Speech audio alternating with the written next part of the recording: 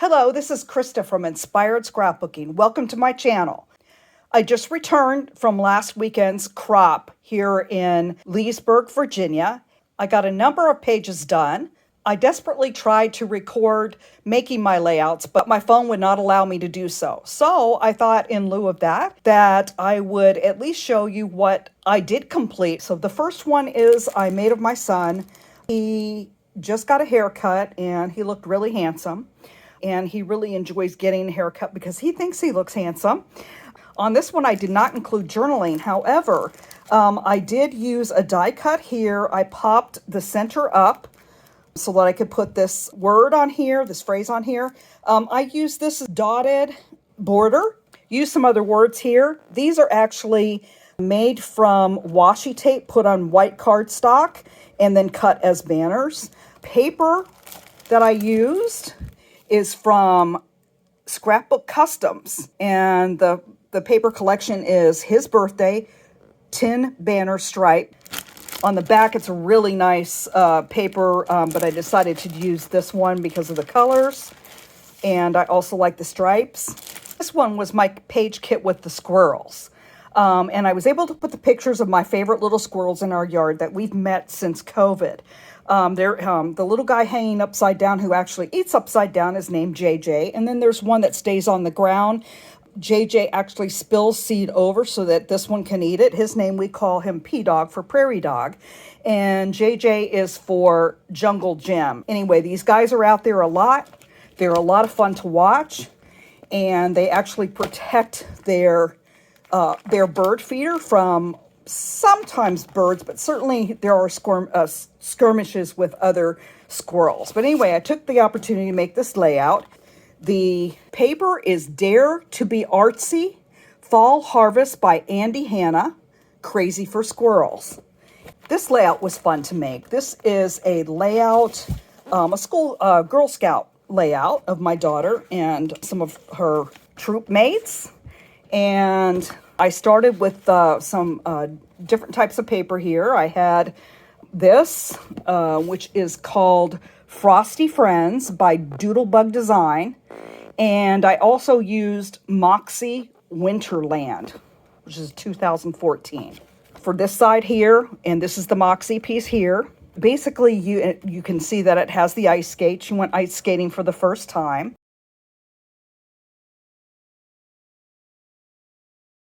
I enjoyed making this one. This is when my son was little. This was his first time to the Smithsonian Natural History Museum. And as you can see, he's riding my husband's shoulders. He was really fascinated, of course, by the dinosaurs, as most little boys are. These papers actually came from a free haul that I had from some friends that did not want their paper. I went through them and picked this out. This has got kind of a flocking on it with the butterflies. I do have a nice exhibit at the National History Museum with butterflies and insects there. It's called the Insect Zoo. So we did also see that, although there's not really a whole lot of pictures here. Basically what I did is I took 3 papers from that haul or giveaway from a friend of mine, cut it in half, and tried to use the other 3 papers along with it in some sort of fashion on both pages. I used 3D embellishments for the dinosaurs here, and also here. And also 3D embellishments that I believe came from Jolie's. Also as well here, and put one of the pterodactyls there. And that completed that layout.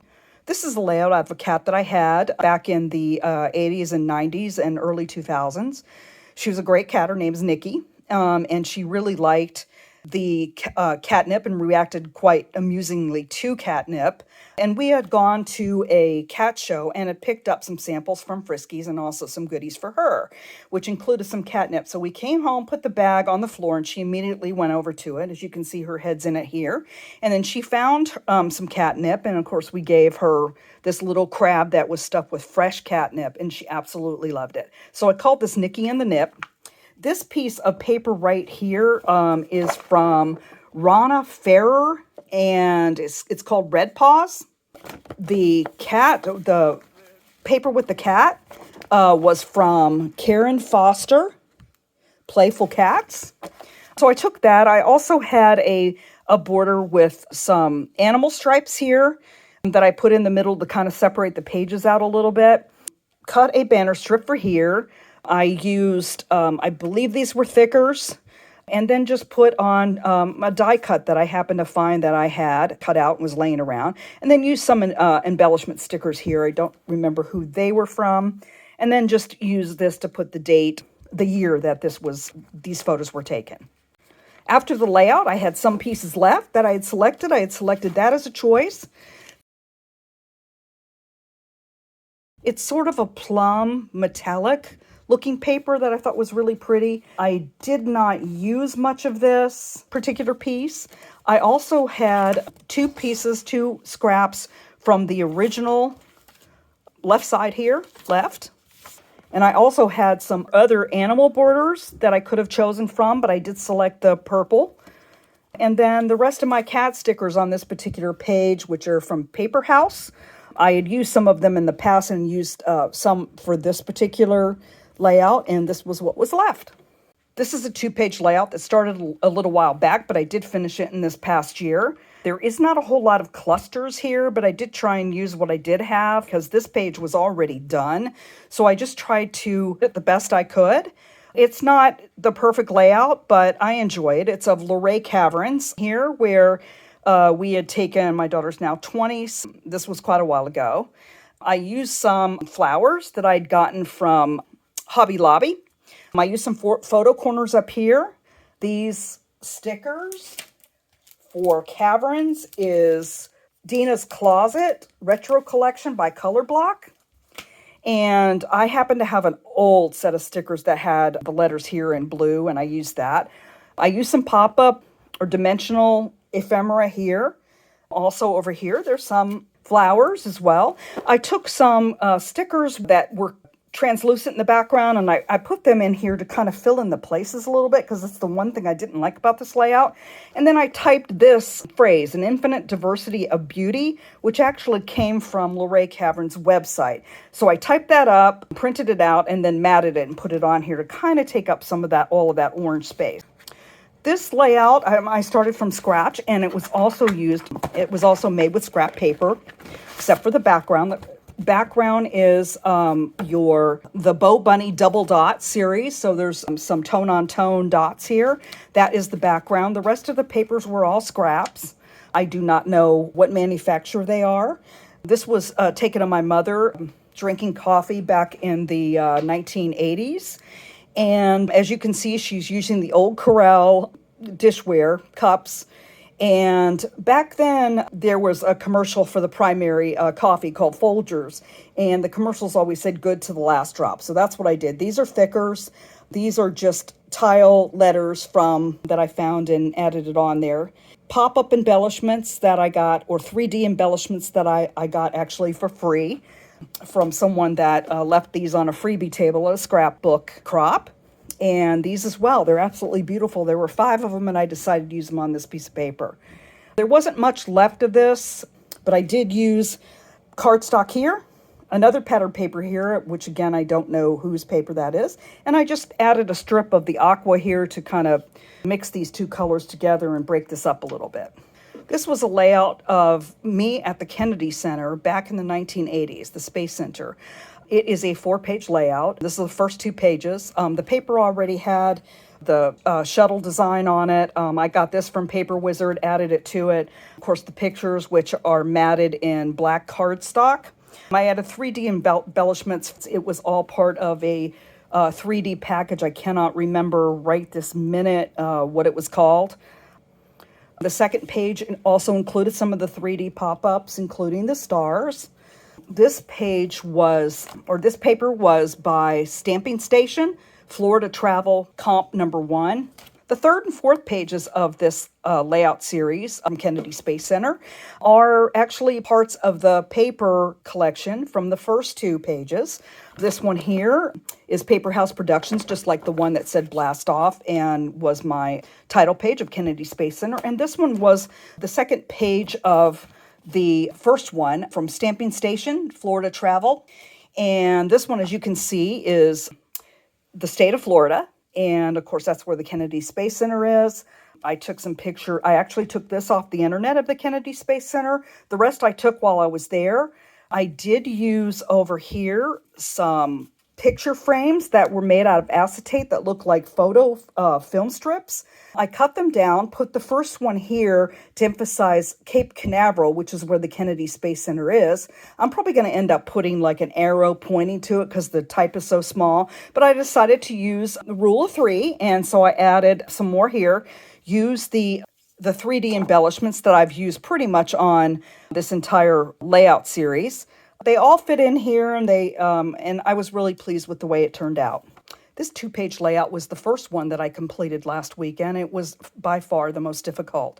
I had brought these 6 pictures, thinking initially that I was going to make separate layouts of this, and it was supposed to be a 1-page layout like this. And since after having thought about it, these were really so closely connected that I really thought I should make this a 2-page layout, so I did.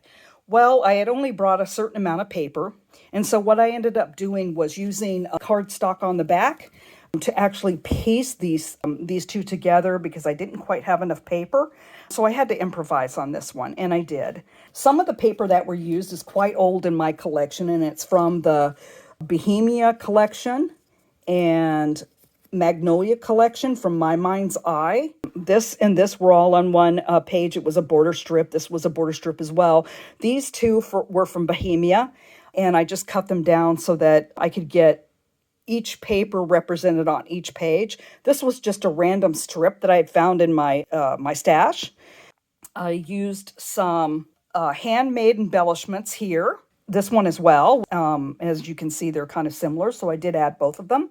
Here I used washi tape, and I put it on a white cardstock and then cut it down into banners, and that's official flowers that I had in my collection, and a half of a piece of doily here, and I just put it together. It took me a long time. It was the layout that I spent the most time on, and I'm pleased with it now. It really kind of comes together. The journaling is going to show that. Over here shows my son and daughter with the actress here. She had brought gifts for them, for my son and my daughter.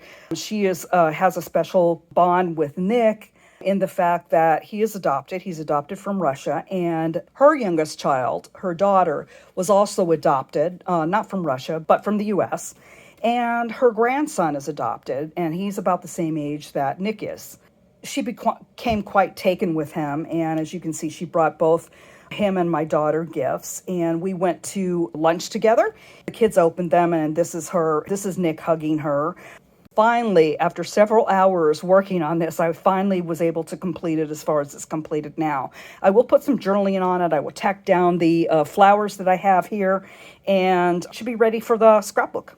For this one, this was 2-page layout, had already mostly been completed and just needed a few extra touches. For this one, again, this is the actress from the last ones. She is an author and former actress on the show. And this is a picture of her when she actually went to Salem, Massachusetts to research her book. And then over here, based on that, my family decided to take a trip to Salem as well. And this shows myself and my daughter here in Salem. There's a brochure here depicting the witch trials, and this is the Salem Witch Museum here. I used, as you can see, similar paper that I divided on both sides of this layout. I actually got the picture of the book from the internet, used some old letters for a title here, and then some bling. This double-page spread has been kind of years in the making. I initially did the pages here, but didn't have a photo in the size I wanted, so I went back and forth with that. Finally completed it this weekend with the 5x7 photo instead of a 4x6 here in this place. The background paper here is Bow Bunny double dots. In red, I did use or border from a different page collection and used it down here. Cut these photos. Photos are all bordered on, or all matted on various different colors of cardstock. Here's the red, followed by the same dot pattern here, a light blue and red here. And that completed that layout for Mother's Day 2013. And here are some of the scraps left from finishing this. I am so glad to finally be able to put this in my scrapbook. This final page was a layout that, again, I completed. It's been in the works for a while and finally completed it. The background here is it's an embossed polka dot sort of cardstock that I gotten from Michael's. At one point in time, they had these in every color, so I used those. I also used some other papers, scraps that I put together from my scrap stash and color coordinated with the rest of it, rounded the corners. And then I used these SEI sparkler stickers for most of the embellishments that I have. They're really pretty. They do sparkle. The camera might not show them well. But anyway, it turned out really well.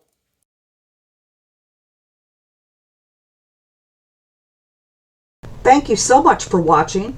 Please give me a thumbs up and consider subscribing to my channel. More content to come shortly. Happy scrapping!